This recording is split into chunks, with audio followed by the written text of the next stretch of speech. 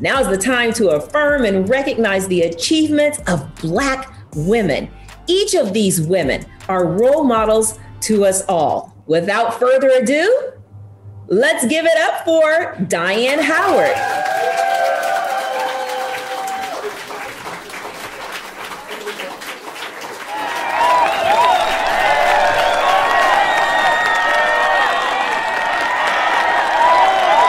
I decided that I wanted to work in different parts of the industry when I was in my 20s. And my generation was the first generation of women that were going into corporate America.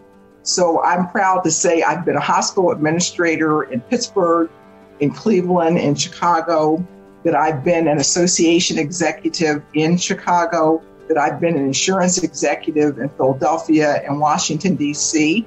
And now I'm in academic administration in Chicago, and I think I am training the next generation of leader. So that's what I'm most proud about, working with young people to pass on my knowledge of my years of experience. I think everybody, particularly women, we all have the same obstacle. It's making the choice between, I think, your personal life and your professional life. A number of people always think, oh, I can have it all, and I did too, until I really decided I needed to make a choice.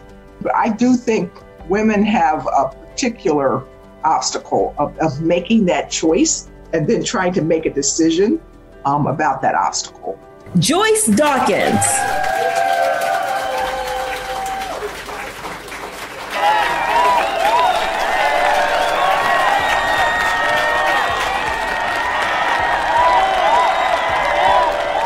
I am an outgoing introvert. And I know that sounds a little crazy, but I do enjoy networking. I do enjoy meeting new people, but I'm also an introvert when it comes to my personal life. My proudest professional achievement actually came recently when my company appointed me as an ambassador for the diversity and inclusion initiative that they were starting for the company. And for me, this was an opportunity for me to be in an arena where the majority of the people that work for the company don't look like me.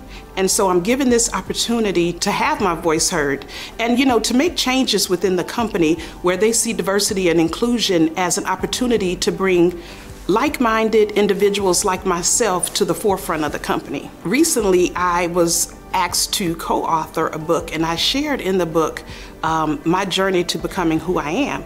And that journey had the biggest obstacle that I had ever faced in my life. I was laid off from my job, but it was at a time when I actually asked God to give me more time at home with my newborn baby because I was experiencing some postpartum depression.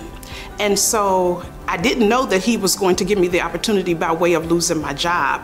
But the challenge and the obstacle came when the company laid me off, and then within 12 hours, they called me back and said that it was a mistake and that I still had the job. So there was a moment where I had to face my fear of not having any income if I chose to stay home, or was I gonna step out on faith and allow God to give me the desires of my heart that I had been asking him for? And so I'm here today because I did step out on faith, but that obstacle of not knowing what you should do and just trusting your faith rather than facing your fear. Natasha Granholm.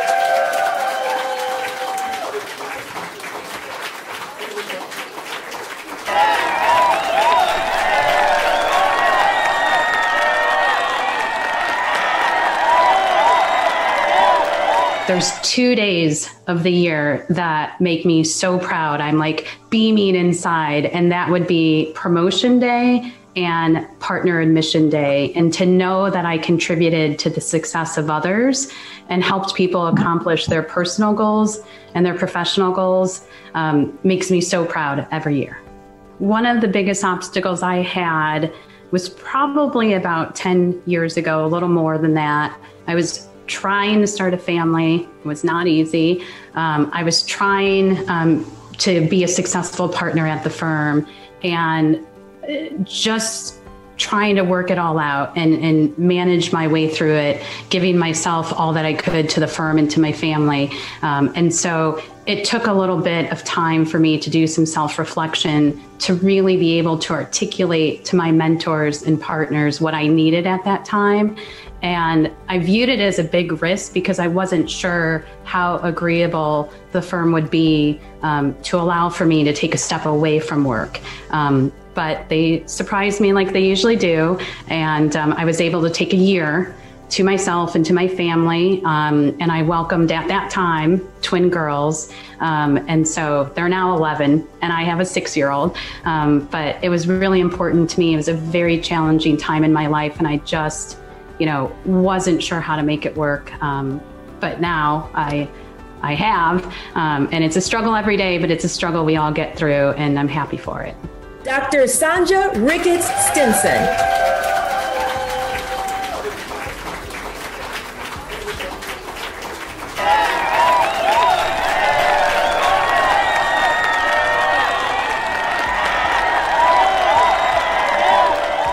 My proudest professional achievement is being the CEO of Matthew House, which we started over 30 years ago, and we are a supported service center for individuals who are homeless.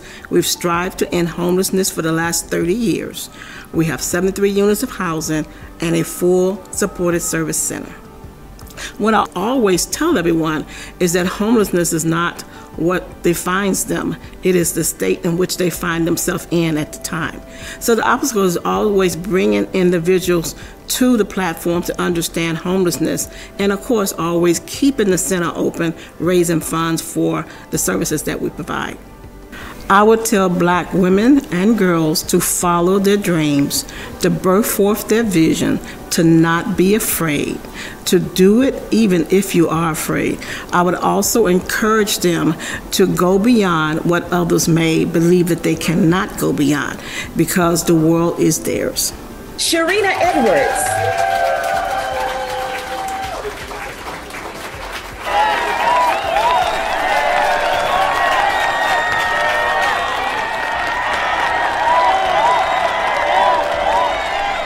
A major obstacle that I've had to face in my career was certainly when I was at the Illinois Commerce Commission. I was the commissioner there. And when I went into that role, I was the youngest appointed in the state of Illinois. I was 28 at the time of my appointment in 2013. And I was a little bit overwhelmed, but I got there and realized that, wow, the entire agency of about 500 people, most of them were significantly older than me. I stood out in a lot of different ways. I had to make very difficult decisions, and many of them were terminations. And to walk into a room knowing that I was the youngest and I was the only Black person and I was a woman, it was very difficult to step into those shoes of those who came before me who looked nothing like me, but to be able to do what they did or more. So of course I had to step up to the plate, and I made those difficult decisions, but certainly it was not an easy thing to do. And by far it's my definite most difficult time in my career. Programs like Ladies of Virtue is so important, is because they are constantly pouring into Black women. They're pouring more than anything into our youth. And as we all know, our youth is our future. If we do not pour into them, who will? And if we don't do it now, when? So we have to turn around. And I always tell every Black woman, you are not successful until you've turned around and made sure that at least 3 other people are. We have a duty. We pour into those that come behind us, and we ensure that they are able to get to where we are. And that is why programs like Ladies of Virtue are critical, because they are pouring into our youth. They're providing them with guidance, with nurturing, and more than anything with motivation and a scene so they can see what we want them to be. TaRhonda Jones.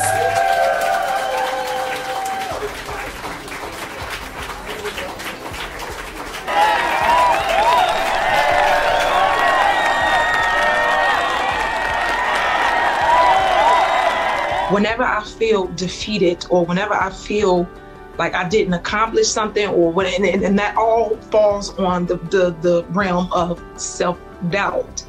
But whenever I do get to that point, I have to keep reminding myself, like, girl, you ain't come this far for nothing.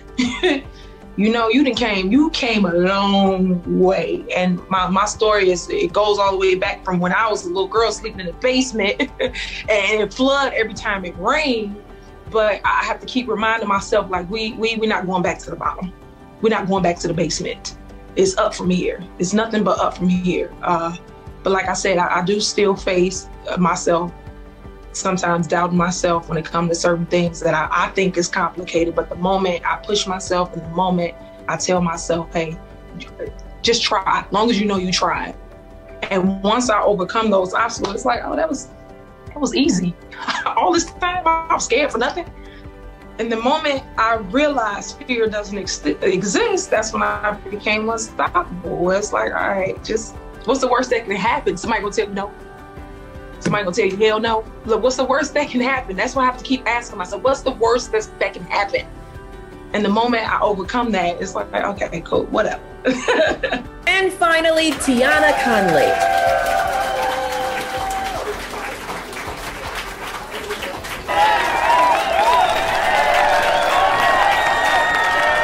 Know when to be aggressive, and you are your number one advocate.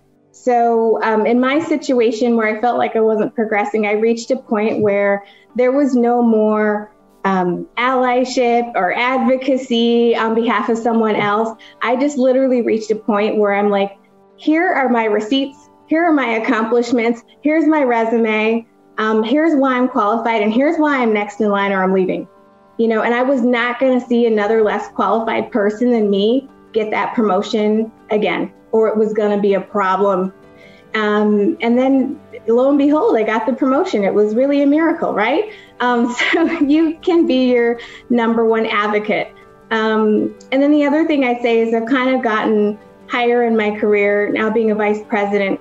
At lower levels in my career, I always felt like as you were climbing the corporate ladder, that some magic was going to be at the end of the ladder as you were getting towards the top, and some magical knowledge or advice or breakthrough was going to be at the top. And what I realized as I climbed from the bottom rungs to closer to higher on that ladder is that everything that you need is already inside you when you get there. It's not that you don't have things to learn. It's not that you won't continue to grow. It's just that sometimes you're looking for things outside of yourself, and everything you know to be successful is already inside of you. And there you have it. You have met our 7 dynamic 2020 honorees. Let's give them all one last round of applause for everything they have done in the community and for all of their hard work. Thank you, ladies. You are amazing.